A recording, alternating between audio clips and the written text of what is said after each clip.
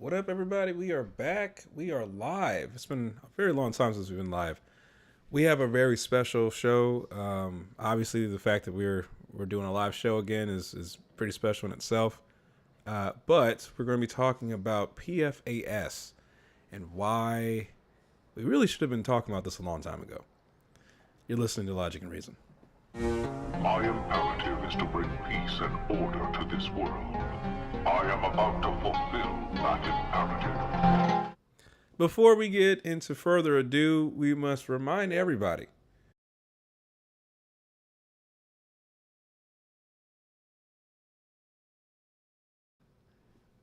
I am Devo Primo. I'm a little under the weather today, and so pardon me if I have to sneeze or cough or all those other things. It's a live show. Mel's also with us, but she's going to be bouncing in and out, taking care of our baby. And so there's been a lot of different things that have transpired in the last several months. You've probably been wondering where you guys have been. And yeah, we had a lot of family things we were dealing with. We had a lot of health things that we were dealing with. We have now this new baby. And so a lot of things had to be put on pause. But they're kind of settling down now. We're getting accustomed to this new lifestyle. And so she will be joining us at some point. Is she here now? Are you in the near future? I'm here now. Okay. For a moment. For a moment. Yes. If you hear her crying in the background, you know what that is. He might be joining the show. Who knows? So we're talking about PFAS. First thing to ask, did you know what PFAS was before I mentioned it? I did not. At least not by the acronym. Me neither. I knew something was harmful, but I didn't know the definition. No. So there's a couple of movies that have, I guess it's not really recently been released, but there was a movie that got released in 2019 called Dark Waters. And this movie followed the lawyer who was representing a guy who was a farmer, and his whole livestock got just completely destroyed and died from this mysterious cause. And he was thinking it was because of the water. And so the lawyer was like, hey, I don't know what you're talking about. This lawyer was a defense lawyer. He was working for chemical companies. And so he's like, I really don't want anything to do with this. He digs further into it, and not to give the movie away, but he eventually figures out what was causing the issue, what eventually caused his health problems that resulted in him dying from cancer, and along with the other issues that you saw in the city. And so that movie was based off of something that really happened, and something that is happening across the U.S. And I happen to be doing some research on this for work, and I was like, you know what, this is actually some really good information that should be shared with our audience, because we want you guys to stay informed and abreast on some of the latest and greatest. So I'm not going to bore you with what PFAS stands for. What I will say is it's an umbrella term. It's a group of chemicals, man-made chemicals. So that's the first thing. It's a different types of groups of these man-made chemicals. If I share my screen real quick. I don't know if you guys can see this, but so you have your main groups. You have PFOA, and then you also have PFOS, and these are different types of acid groups. But to kind of break it down further than that, it's basically a series of carbon molecules, usually ending with a fluoride or sometimes a phosphate or a sulfate. And so what makes these chemicals special is the fact that they're very resistant. They don't break down very easily. And so these qualities that, can be very beneficial to, let's say, for instance, your cookware, it's waterproof. Yeah, this is, really good. So, the history behind this is there was a series of chemicals that were actually discovered or created during the Manhattan Project. This was, we're talking about years ago during World War II. And so eventually a company called 3M developed these chemicals and decided to start putting them into consumer products. Tupperware, not Tupperware, it's cookware being the first one, right? DuPont was able to buy this and developed Teflon. And so Teflon cookware was very popular. It was pumped out for years. People were using it for nonstick. This is like magic. Unfortunately, DuPont also did some research on their own and discovered that, these chemicals actually had some really bad, nasty health side effects, and didn't bother telling anybody because at the end of the day, money's money, and some people think that all money is good. So there was an issue there. We eventually found out, but the eventual part was like we're talking about in recent time. The weird thing about it is, we somehow think that cancer is just a common thing, and maybe it's because we have so many instances of cancer, right? Most of us know a relative that's had cancer at least once. We've had celebrities die of cancer, so it's not some kind of foreign thing nowadays. But this cancer is not a natural development as you get older. This is actually stemmed from these chemicals. So I can go through what products you're going to find some of these chemicals in. And so we're talking about, household goods. Your cell phone has them, right? Any kind of coating, especially if it's waterproof, that's going to have it. Wall paint, your microwave popcorn bags, fast food bags are going to have PFAS chemicals. Anything that is stain resistant is going to have PFAS chemicals. Pizza boxes, again, with the stain resistance. Shampoos, although I'm not really entirely sure why it's in shampoo. That doesn't really make too much sense to me. But dental floss. Toilet paper was the one that definitely didn't make any sense to me. I don't know why they decided to put PFAS in toilet paper. But yeah, these are products that everybody buys on a consistent basis. And so in small amounts, it didn't really seem to raise too much eyebrows. The problem is when it's really concentrated, when you get overexposed to this stuff, that's when you start to see these health issues. And you're probably asking, well, why is that? Well, your body doesn't know what to do with it. It doesn't break down. Some of the half-life of these PFAS chemicals is 500 years. And so if it starts collecting in your body doesn't know how to get rid of it because it doesn't break down naturally. So going into dark waters, DuPont was dumping their excess chemicals into the local water supply in a landfill that exposed itself to the water supply, and then everybody was drinking this water and getting sick from it. So what we're going to see now is a map of your there's a limit on what the EPA has deemed as acceptable amounts of PFAS in water supplies and drinking water, tap water, things like that. That amount has changed over time as we've gotten more information. People started to realize, oh wait, actually we don't want any amount really, but they've lowered down this amount over time. I think now it's like, if I'm not mistaken, the limit now is 4 parts per trillion, but there's a health advisory for 1 part per trillion. Originally it was 70 back in 2016.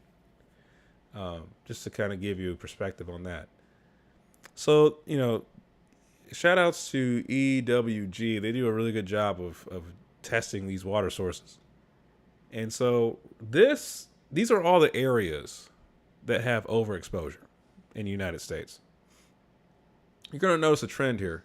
The vast majority are in your major cities. All right. No surprise there. You have more people. You also have industry. And that's going to be a little nugget moving forward is any place that you're going to see a lot of industrial activity, you're going to see, larger amounts of overexposure to PFAS chemicals. One of the key points here is look at the Northeast. The Northeast is just horrendous. I mean, but look at the history of the Northeast, right? We're talking about, the birthplace of industry in the U.S., right? A lot of these factories that were, established a long time ago were using chemicals that we didn't fully understand, and we're just dumping it in places that, well, yeah, just dump it in the river, whatever.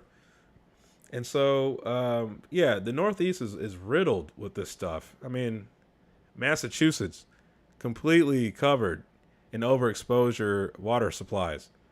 New York, what's worse in New York is New Jersey. New Jersey's horrendous. I mean, I feel really bad for the folks who live in Jersey. I know, people make fun of Jersey all the time, and it's like, oh, it's grimy and whatnot. But the water supply is definitely pretty bad. Philadelphia needs to also do some serious work.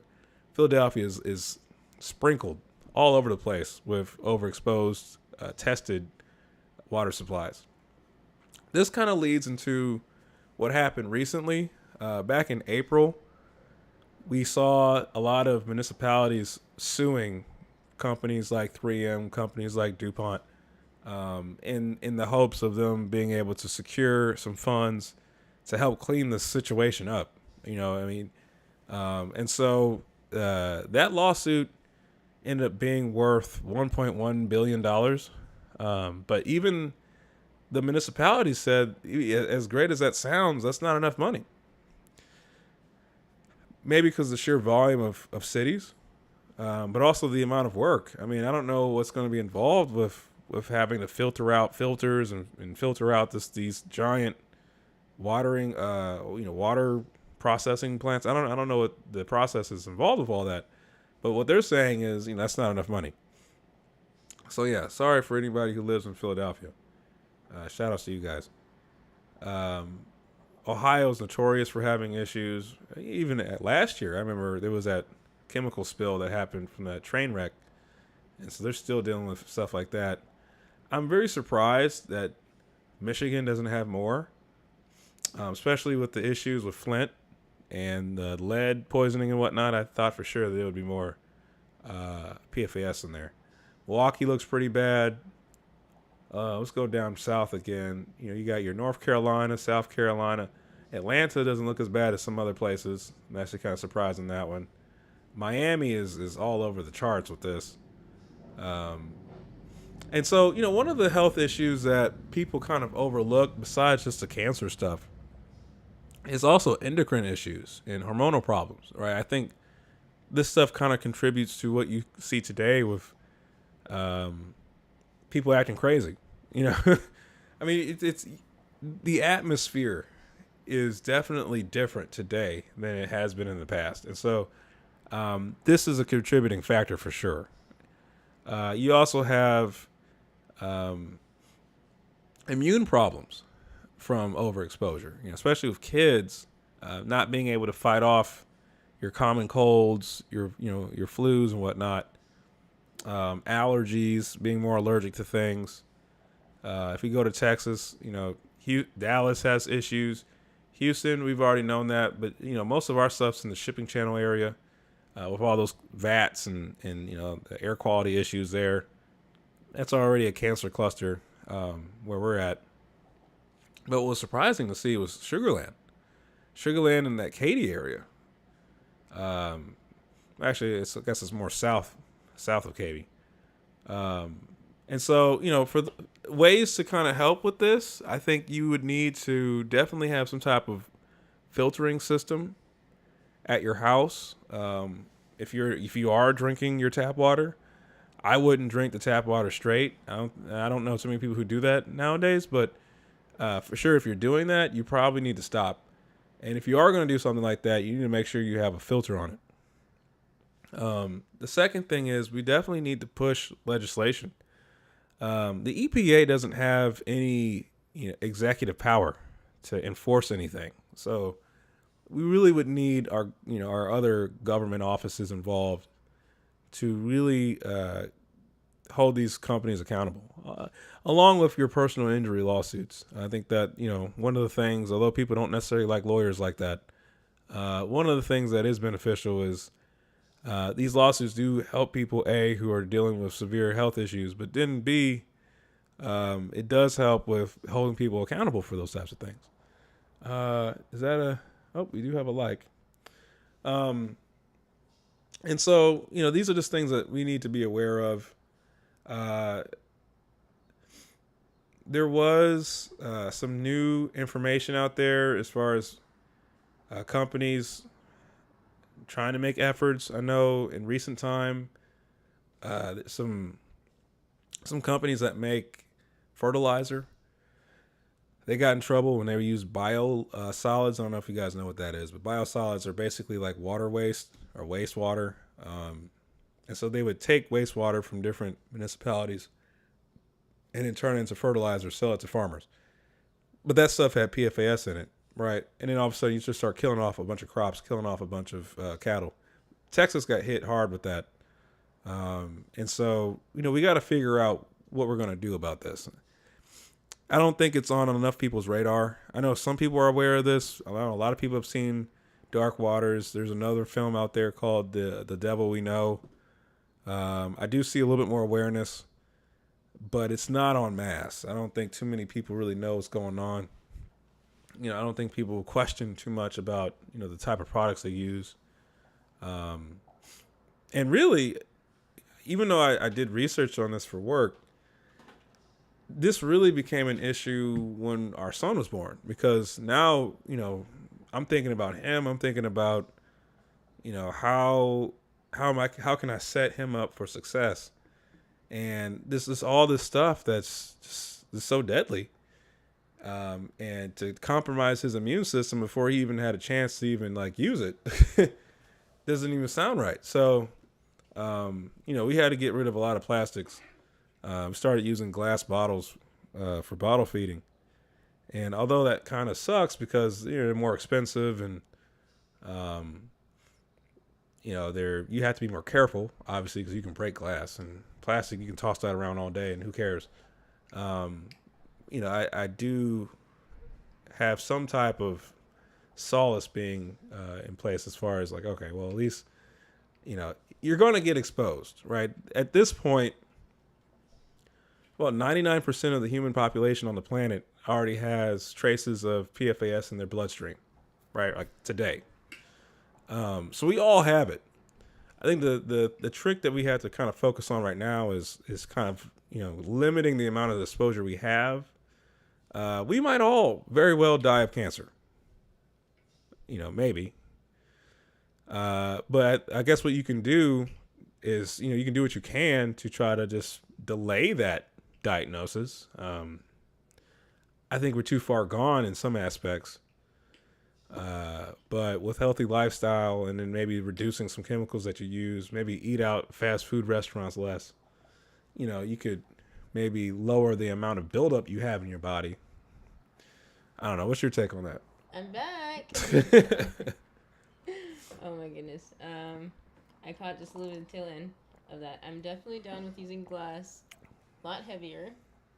I have to be a lot more cautious. Sometimes I tend to, in the past, be more fumbly with some of the stuff with plastics. And like you said, the consequence is not as great because you drop plastic, pick it up, rinse it off, it's fine.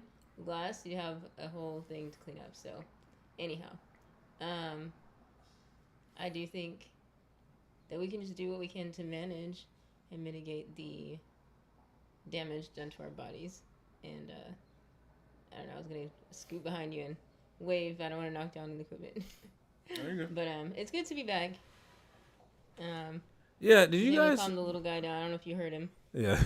Did you guys like our scripted video that we released out last week? How many of y'all watched that? What was the title of that? Definitely let us know of that. I almost said Toothpicks. Toothpicks was the prior one. Did you guys watch that? The previous one was the presidential one. That's right. I completely forgot about Toothpicks. Well, yeah, I was going to bring it up because that is probably where they came up with that. See, they're biodegradable.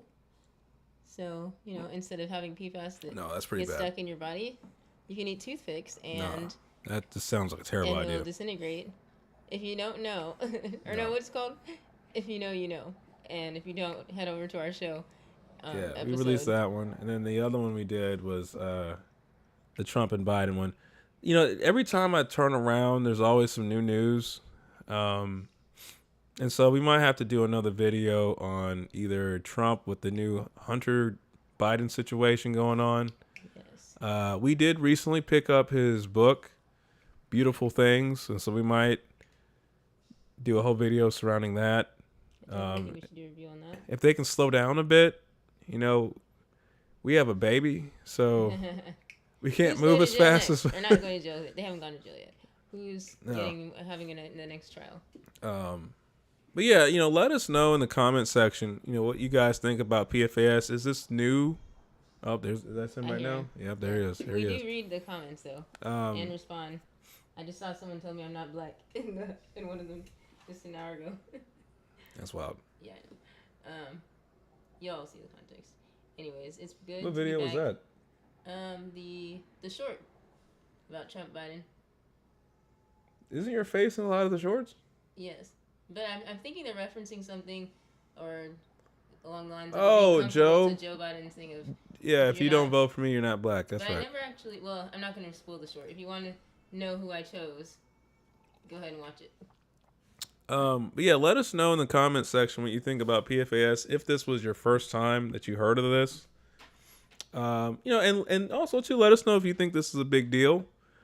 Some people don't care, right? They just let me just live my life, and you know, I'm just gonna do what I do, and you know, if I get what I get, whatever. And you know, if that's what your attitude is, I respect that. That's cool. But you know, I think we do need to do something about this. That type of attitude lets these companies keep doing whatever it is that they do, right? I think that's the main issue here is greed. Greed is the main problem here. Greed is what allowed DuPont to continue producing their products knowing that they could harm folks.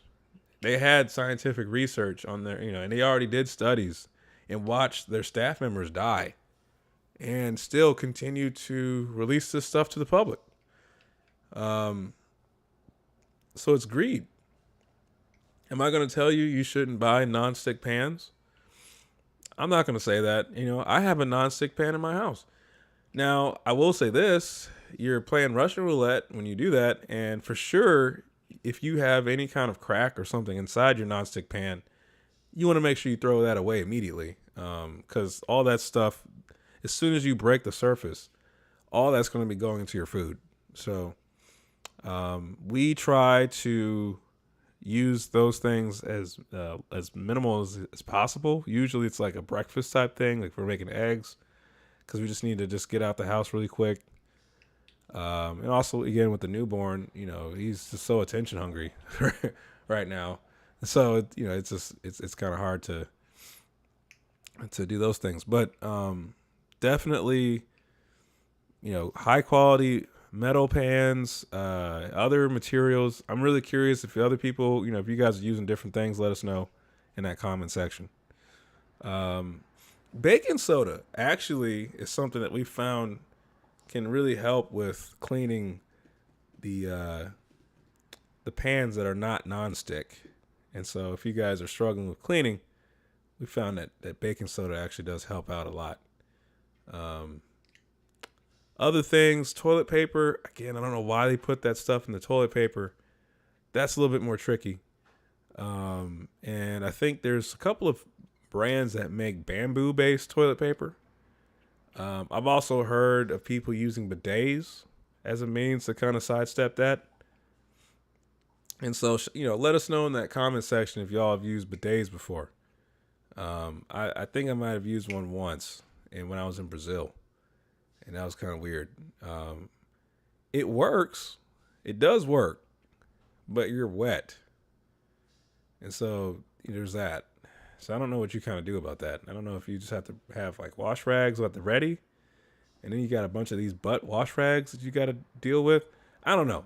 Maybe there's another way of people doing it, and I'm a novice, so I don't really have the ins and outs of bidet usage. But yeah, if y'all happen to know anything about that, let me know about that too. Outside of that, some resources. Obviously, you guys can go to ewg.org for this map if you are curious about your area, um, and whether you need to, if you want to figure out whether you're affected or not. So most of us are, but if you want to see if you're a specific zip code, you can go as far into it as you want. And so I can go super deep in here. Like I can keep going in by neighborhood, and then when you click a certain area, a pop-up will show up, and it will give you the testing results, right? And it'll tell you what the system is, if you're in that system, the population served, and whatnot. So some really good information, all public and ready at the ready for you. But that's all we had for today. Again, we really just wanted to get back into the game. If you guys have any suggestions for future episodes, let us know. Again,